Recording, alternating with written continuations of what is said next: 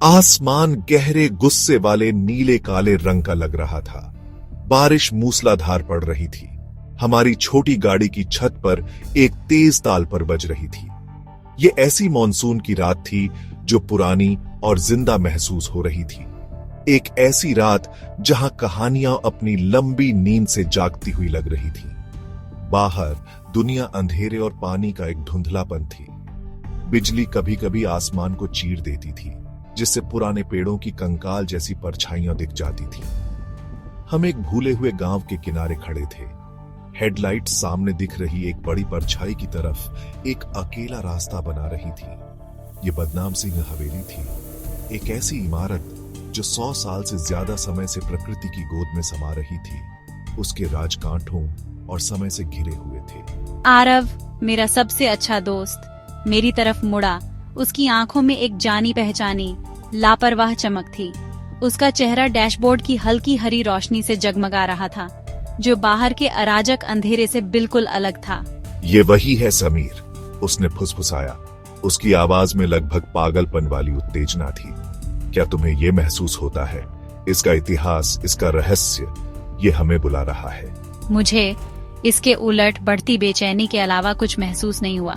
धातु की छत पर बारिश का लगातार बजना एक चेतावनी जैसा लग रहा था, हमें दूर रखने की एक बेताब कोशिश। मेरे तार्किक दिमाग ने हमारे रोमांच की मूर्खता पर चीख मारी। एक चाय पर लगे एक बेतुके दांव से पैदा हुई खोज। मुझे बारिश महसूस होती है आरव, मैंने जवाब दिया। मेरी आवाज जितनी मैंने सोची थी उससे ज्यादा कसी हुई थी। और मुझे ठंड महसूस होती है। ये जगह गिरने को तैयार लगती है। क्या तुम पक्का हो? हम वापस जा सकते हैं, सबको बता सकते हैं कि हमने कोशिश की, लेकिन मुझे पता था कि मेरे शब्द बेकार थे। आरव तूफान का पीछा करने वाला, रोमांच का शौकीन था और मॉनसून की रात में ये भूतिया हवेली उसके साहसिक जज्बे के लिए सबसे बड़ा इनाम थी। उसे एक कहानी दिख रही थी जो खोजे जाने का इंतजार कर रही थी, जबकि मुझे एक खतरनाक खंडहर दिख रहा था जो सिर्फ खतरा ही देता था। हवा एक दुखी आत्मा की तरह चीख रही थी, जिससे हवेली के आसपास के पुराने पेड़ विरोध में झूल रहे थे और चरमराहट कर रहे थे। वो बस मुस्कुराया, एक ऐसा इशारा जो चिढ़ाने वाला भी था और संक्रामक भी। तुम्हारा रोमांच कहाँ है समीर? कहानी के बारे में सोचो। 2 दोस्त, एक तूफानी रात, एक भूतिया हवेली, ये एकदम सही है। उसने अपना दरवाजा खोला और तूफान की गर्जना तुरंत कार में भर गई। अपने साथ गीली मिट्टी और सड़ते पत्तों की नम मिट्टी वाली गंध ले आई। मैंने आह भरी, खुद को होनी को सौंप दिया। अनिच्छा से मैंने अपनी टॉर्च पकड़ी और सैलाब में बाहर निकली। ठंडी बारिश ने मुझे तुरंत भिगो दिया और जैसे ही मैंने हवेली के ढहते हुए अग्रभाग को देखा, एक सिहरन जो ठंड से नहीं थी मेरी रीढ़ में दौड़ गई। दांव शुरू हो चुका था। रात राजों से भरी हुई अभी अपना असली चेहरा दिखाना शुरू ही हुई थी। आरव ने जब दरवाजे को धक्का दिया तो बड़े लकड़ी के दरवाजे ने विरोध में आवाज की। ये एक बहुत पुरानी और उपेक्षा की आवाज थी, एक ऐसे दरवाजे की आखिरी आह जिसने दशकों से किसी मेहमान का स्वागत नहीं किया था। जैसे ही हम अंदर गए, बाहर तूफान की गर्जना तुरंत दब गई। उसकी जगह एक अजीब भारी सन्नाटा छा गया। हवेली के अंदर की हवा घनी और बासी थी, जिसमें गीले पत्थर, सड़ती हुई लकड़ी की गंध थी और कुछ हल्की मीठी और परेशान करने वाली, जैसे कब्र पर छोड़े गए सूखे फूल। हमारी टॉर्च की किरणें दमनकारी अंधेरे को चीरती हुई दीवारों पर नाच रही थीं, जिन पर पेंट उखड़ रहा था और मोटी मखमली जाले लटके हुए थे, जैसे अंतिम संस्कार के कफन। हम सावधानी से भव्य प्रवेश हॉल से गुजरे। फर्श टूटे हुए संगमरमर और गायब टाइलों का एक खतरनाक मोज़ेक था, जो ऊपर से गिरते हुए छत के मलबे से भरा था। हमारे हर कदम की विशाल जगह में अजीब तरह से गूंज सुनाई देती थी। हमारे पैरों की आवाज एक पवित्र शांत जगह में घुसपैठियों जैसी लग रही थी। आरव हमेशा की तरह खोजकर्ता ने अपनी रोशनी ऊपर की तरफ की, जिससे एक शानदार झूमर के भूतिया अवशेष दिखाई दिए, जो अब सिर्फ जंग लगे धातु का एक मुड़ा हुआ कंकाल था। मैंने अपनी रोशनी नीचे रखी, कोनों में परछाइयों को स्कैन करते हुए मेरा दिल मेरी पसलियों से एक बेचैन ताल पर धड़क रहा था। मैं इस भावना को दूर नहीं कर पा रहा था कि हमें देखा जा रहा था। पहली अजीब आवाज हल्की थी, लगभग नजरअंदाज करने लायक। ये हमारे ऊपर की मंजिल से एक हल्की घसीटने वाली आवाज थी। क्या तुमने वो सुना? मैंने फुसफुसाया, वहीं जम गई। आरव रुका, उसने अपना सिर झुकाया। शायद सिर्फ एक चूहा, उसने कहा। हालांकि उसकी आवाज में पहले वाला आत्मविश्वास नहीं था, या शायद हवा ऊपर कुछ ढीली चीज हिला रही होगी। ये जगह बहुत पुरानी है सनी, इसमें आवाजें तो होंगी ही। उसने दिलासा देने की कोशिश की, लेकिन आवाज बहुत अलग थी, बहुत जानबूझकर की गई थी। ये हवा की आवाज नहीं थी, ये किसी भारी चीज को धीरे धीरे बड़ी मेहनत से लकड़ी के फर्श पर घसीटने की आवाज थी। फिर एक और आवाज आई, इस बार करीब से। ये एक घुंघरू की हल्की झंकार वाली धुन थी, एक पायल की घंटी। ये सिर्फ एक अकेली साफ आवाज थी जो एक पल के लिए हवा में लटकी रही और फिर दम घोंटने वाले सन्नाटे में फीकी पड़ गई। इस बार आरव भी कोई तार्किक व्याख्या नहीं दे पाया। हम वहीं जमे खड़े थे, अगल बगल। हमारी टॉर्चें हमारे हाथों में थोड़ी कांप रही थीं। हमारे रोमांच का चंचल रोमांच तेजी से घुल रहा था। उसकी जगह एक ठंडी, रेंगती हुई दहशत ने ले ली थी। हवेली खाली नहीं थी। आवाजें अब सिर्फ बेतरतीब चरमराहट नहीं थी, वे फुसफुसाहट जैसी लग रही थी। एक ऐसे जीवन की गूंज जो इन ढहती दीवारों को छोड़ने से इनकार कर रहा था। सन्नाटा और गहरा होता गया, जैसे कि पुरानी हवेली खुद अपनी सांस रोके हुए थी, इंतजार कर रही थी कि आगे क्या होगा। हवेली के दरवाजे तक पहुंचने से पहले ही हमें गांव के कीचड़ भरे रास्ते पर एक अकेला आदमी मिला था। वो एक बूढ़ा आदमी था। उसका चेहरा झुर्रियों का नक्शा था। उसकी कमर सालों के बोझ से झुकी हुई थी। वो एक मजबूत लकड़ी की लाठी पर झुका हुआ था। उसकी उम्र से धुंधली आंखें दूर दिख रही हवेली पर टिकी हुई थीं। जब उसने हमें देखा तो उसने एक कांपता हुआ हाथ उठाया था, अभिवादन में नहीं बल्कि चेतावनी में। वहाँ मत जाओ लड़कों, उसने कर्कश आवाज में कहा था। उसकी आवाज सूखी पत्तियों की तरह खड़खड़ कर रही थी, खासकर ऐसी रात में नहीं। मॉनसून उसका दुख जगाता है, वो इंतजार करती है। आरव ने अपने खास बहादुरी के अंदाज में बस हंस दिया था।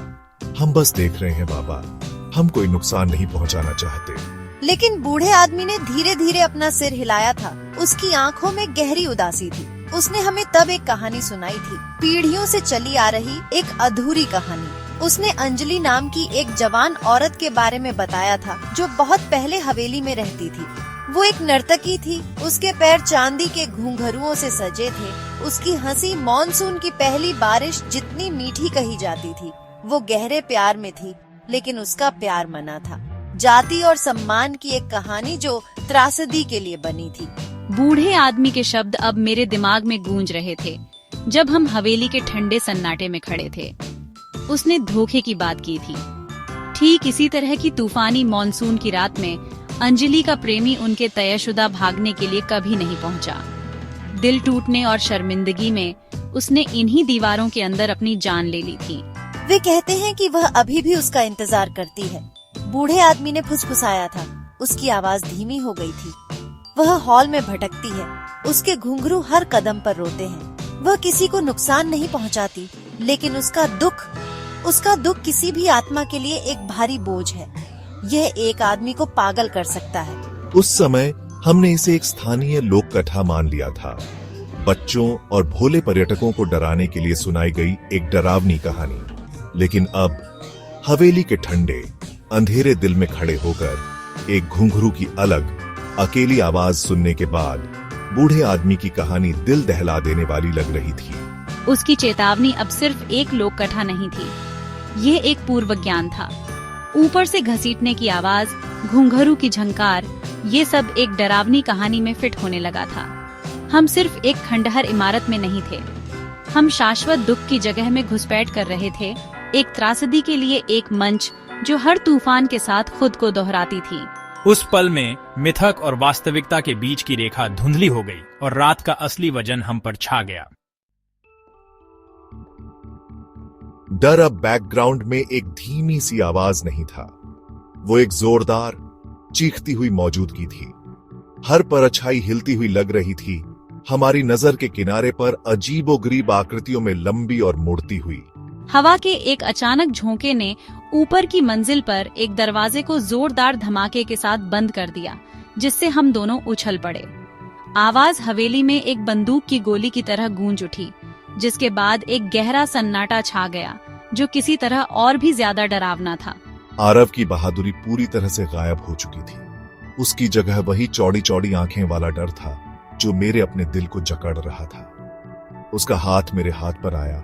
उसकी पकड़ एक शिकंजे जैसी थी। हम अब खोज करता नहीं थे, हम शिकार थे। हमने भव्य सीढ़ी की ओर बढ़ने का फैसला किया, यह सोचकर कि पीछे से बाहर निकलने का कोई और रास्ता हो सकता है। जैसे ही हम आगे बढ़े, हवा में एक ठंडी जगह हम पर छा गई। यह एक अचानक अप्राकृतिक ठंडक थी, इतनी तीव्र कि मैं अपनी टॉर्च की किरण में अपनी सांस को भाप बनते हुए देख सकती थी। हवा भारी हो गई, एक अदृश्य दुख से घनी हो गई जो हम पर दबाव डाल रही थी, जिससे सांस लेना मुश्किल हो रहा था। तभी हमने उसे फिर से सुना, एक आवाज नहीं बल्कि एक भावना, एक धीमी उदास आह जो हर जगह से और कहीं से भी नहीं आती हुई लग रही थी। ये शुद्ध निराशा की आवाज थी, एक विलाप जो सीधे हमारी आत्माओं में समा गया। आरव ने अपनी कांपती हुई टॉर्च सीढ़ी के ऊपर की तरफ की। एक पल के लिए रोशनी की हिलती हुई किरण में हमने कुछ देखा।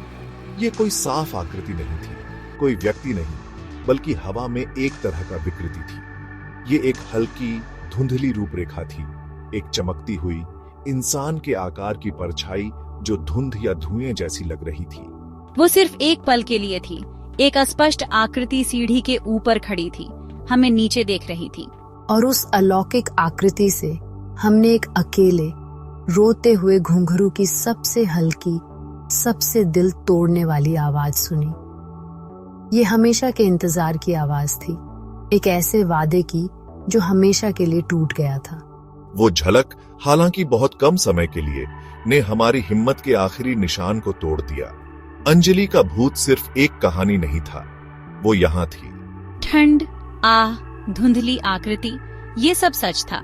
हमें इस जगह को परेशान करने वाली त्रासदी की गहराई को समझने के लिए किसी चेहरे को देखने या चीख सुनने की जरूरत नहीं थी। ये मौजूदगी बुरी या आक्रामक नहीं थी, ये बहुत ज्यादा दुखद थी, और वो गहरा दुख किसी भी राक्षस से ज्यादा डरावना था। हम एक कच्चे, शाश्वत दुख को देख रहे थे, और हमें पूरी निश्चितता के साथ पता था कि हम यहाँ के नहीं हैं। हमने एक निजी, शाश्वत दुख में घुसपैठ की थी। उस पल में हवेली ने अपना असली राज खोल दिया। गुस्से की कहानी नहीं, बल्कि अंतहीन लालसा और दिल टूटने की कहानी। और हम सिर्फ एक पल के लिए इसके दुखद इतिहास का हिस्सा बन गए। उस धुंधली आकृति को देखकर डर का वो जादू टूट गया जिसने हमें फ्रीज कर रखा था। उसकी जगह एक आदिम, सहज घबराहट ने ले ली। हमारे शरीर अपने आप काम कर रहे थे। हम एक साथ मुड़े और भागे। हवेली का नियंत्रित सन्नाटा हमारी घबराई हुई सांसों और फर्श पर अनजाने पानी के गड्ढों में हमारे पैरों के तेजी से चलने की आवाज से टूट गया। कोई शब्द नहीं थे, कोई साझा योजना नहीं थी। मैं सोच नहीं रही थी, बस दौड़ रही थी। हम जिस रास्ते से आए थे उसी रास्ते से वापस भागे। हमारे भारी कदमों की आवाज विशाल हॉल में तेजी से गूंज रही थी। हमारे पीछे हम उसे सुन सकते थे, घुंघरुओं की हल्की लयबद्ध झंकार, अब तेज, जैसे हमारे पीछे सीढ़ियों से उतर रही हो। मेरा दिमाग शुद्ध आतंक का बवंडर था।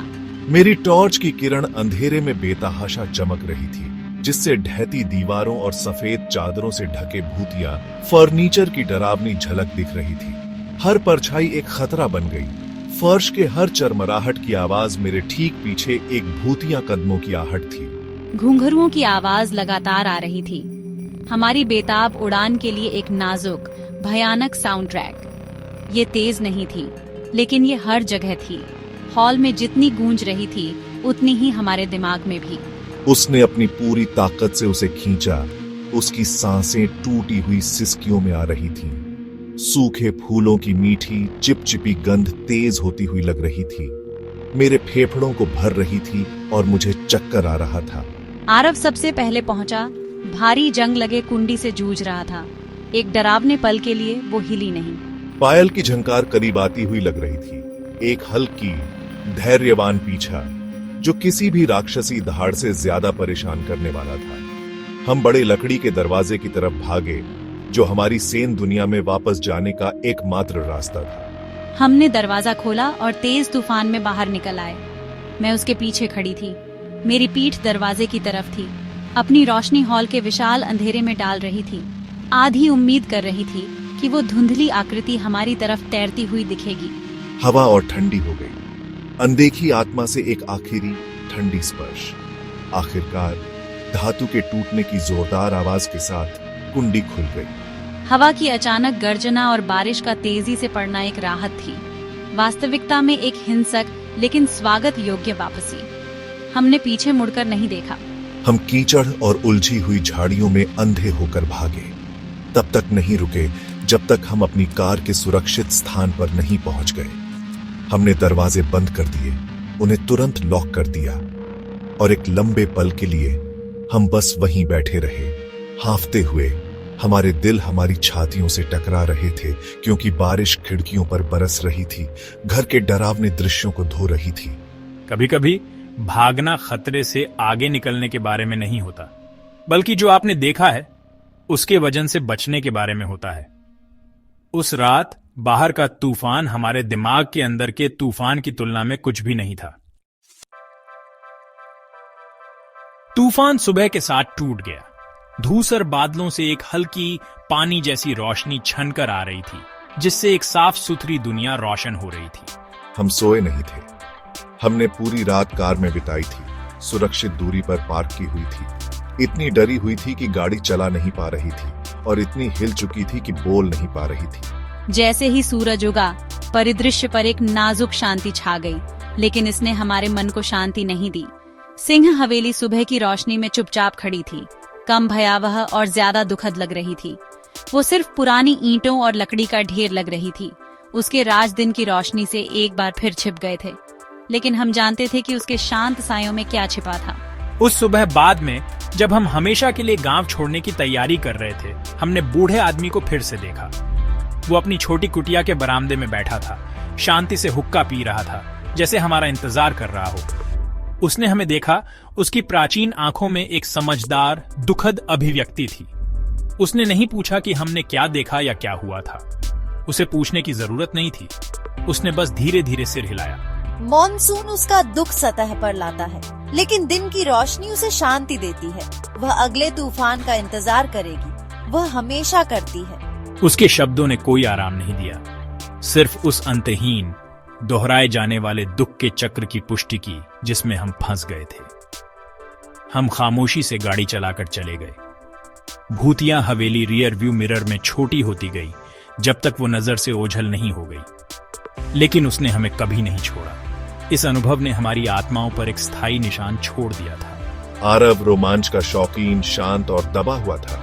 रोमांच की उसकी खोज उसे एक ऐसे सच तक ले गई थी जो उसने कभी सोचा भी नहीं था, उससे कहीं ज्यादा गहरा और डरावना था। मैं तर्कवादी, एक दिल दहला देने वाली निश्चितता के साथ रह गई थी कि इस दुनिया में ऐसी चीजें हैं जिन्हें तर्क और विज्ञान समझा नहीं सकते। ठंडी हवा, उदास और वो धुंधली, रोती हुई आकृति की यादें हमेशा हमारे दिमाग में छपी रहेंगी। अंजलि का भूत एक रहस्य बना हुआ है। हमें उसके धोखे की पूरी कहानी या उस प्रेमी का नाम कभी नहीं पता चला जो कभी नहीं आया। उसकी कहानी अधूरी है। हवा में एक फुसफुसाहट, शायद यही उसका अभिशाप है। एक बिना अंत की कहानी होना, एक बिना जवाब का सवाल। हवेली उसके राज रखती है और उसकी आत्मा अपनी अकेली पहरा जारी रखती है। एक ऐसे प्यार का इंतजार करती है जो कभी वापस नहीं आएगा। उसका दुख हमेशा मॉनसून की बारिश के रोने से जुड़ा रहेगा और हम उसके दुख के अनिच्छुक गवाह अपनी एक भूतिया कहानी के साथ रह गए हैं। एक ऐसी कहानी जिसे हम हर आने वाले तूफान में अपने साथ रखेंगे।